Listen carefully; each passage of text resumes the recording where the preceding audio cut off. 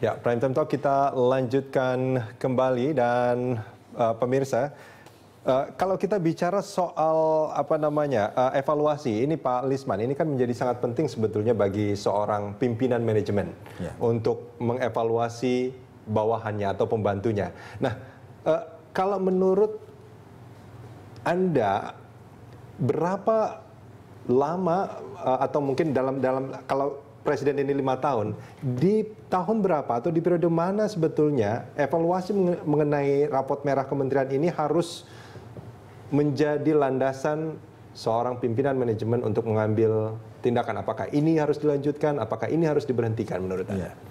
Nah, yang kita lihat adalah hasil dari evaluasi itu dan harapan dari evaluasi itu apa? Karena evaluasi itu kan sebetulnya cuatannya apakah pekerjaan ini dibatalkan, apakah pekerjaan ini disempurnakan lagi, atau sama sekali jalan saja tanpa ada perubahan. Kan 3 ini selalu evaluasi kan merujuk pada 3 kemungkinan. Nah sekarang, kalau kita ukur bahwa itu dilakukan 4 bulan sebelum berakhir, pertanyaannya dibalik. Apakah mau meneruskan apa yang sudah dilakukan saja, mengganti sama sekali, dan tidak mungkin, karena kan tidak mungkin lagi mengambil keputusan strategis, mengganti sama sekali tindakan-tindakannya, atau hanya merubah sebagian. Jadi menurut hemat saya, yang perlu dilakukan itu sehubungan dengan ada evaluasi ini adalah bekerja secara internal, dalam istilahnya itu beres-beres. Gitu. Nah beres-beres itu internal Pak. Apa saja yang masih kurang, diselesaikan. Dan jangan dipersoalkan apakah menteri itu mau jadi calon siapa kayak, mau jadi kampanye atau siapa dan seterusnya. Sekarang tugasnya adalah selama periode yang sudah sedikit ini, lakukanlah perbaikan. Sehingga kalau saya ditanya, apa yang terjadi dengan menteri ini, sama dengan Pak Bung Ito tadi. Tanya baik-baik, ini loh kerjanya kan belum selesai nih. Jangan lama-lama, 3 menit saya tanya ya, mau terus atau mau ada di sini? Ya mau terus atau mau keluar? Ya tentu kan 3 menit bisa dijawab kan Pak. Ya sudah, kalau terus selesaikan. Artinya ada konsekuensi kalau mau terus, ya Anda harus ya dalam tanda kutip melepaskan atau ya jangan memberikan waktu terlalu banyak untuk hal-hal di luar tugas sebagai seorang menteri. Ya, lupakan semua yang lain, kerjakan ini. Atau ingatlah yang di luar sana, pergi saja. Udah, that's it. Hanya 2 alternatif. Nah, sekarang Pak, itu tidak menjadi beban bagi presiden karena harus menanggung semuanya nantinya. Ya seorang presiden kan kalaupun menterinya pulang semua kan dia harus bisa jalan kan. Loh, ya kenapa jadi presiden kalau tidak bisa melakukan hal itu? Karena kita harus lihat juga contoh tugas seorang ketua umum partai politik aja bisa diambil ya.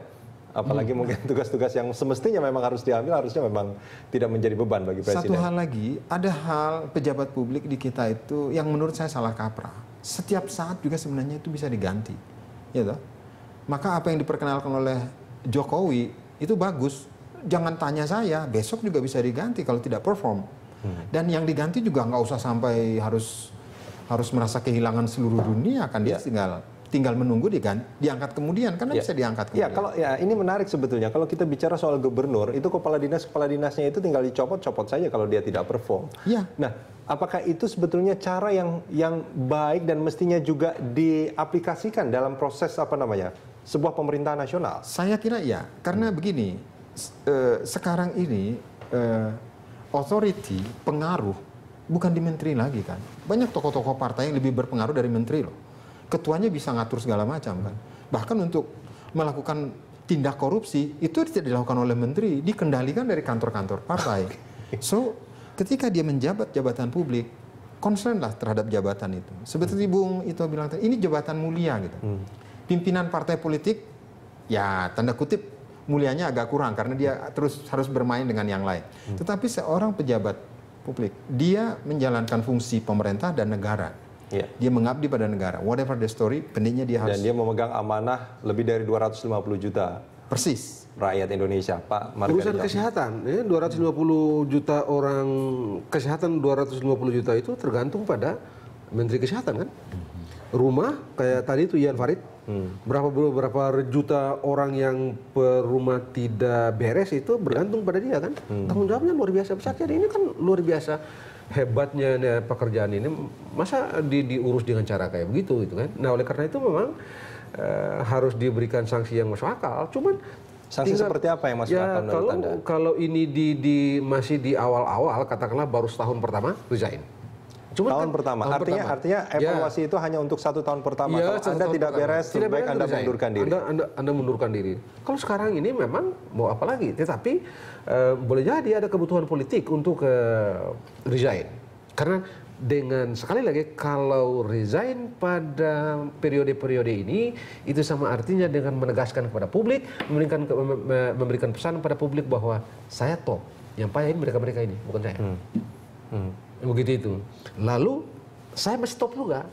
Angkat mereka yang tadi seperti beliau bilang, jangan ambil dari luar lagi deh. Ambil saja yang dirjen-dirjen. Anda bayangkan, orang kerja dari 0 tahun sampai dengan 32, 34 tahun itu lalu tiba-tiba 4 bulan jadi menteri, apa dia nggak bersyukur sama ente? Bersyukur, dia bilang presiden top nih. Jadi Anda dapat 2 keuntungan sekaligus. Ya. Nah, begitu itu. Ya, kalau saya ya, tapi rasanya presiden tidak akan lakukan itu.